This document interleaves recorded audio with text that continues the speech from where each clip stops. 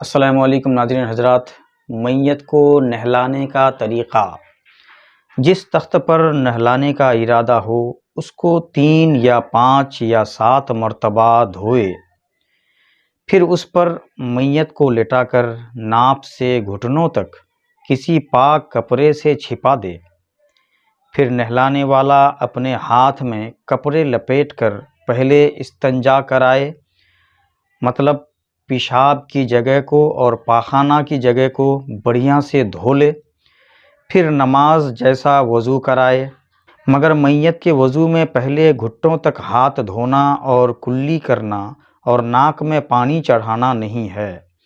ہاں، کوئی کپڑا بھگو کر دانتوں، مسوڑوں اور نتنوں پر پھرا دے، پھر سر اور داڑھی کے بال ہوں تو صابن سے دھوئے، ورنہ خالی پانی بھی کافی ہے۔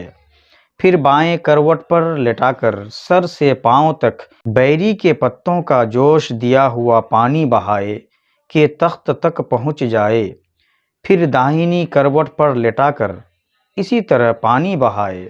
اگر بیری کے پتوں کا ابالا ہوا پانی نہ ہو تو سادہ نیم گرم پانی بھی کافی ہے۔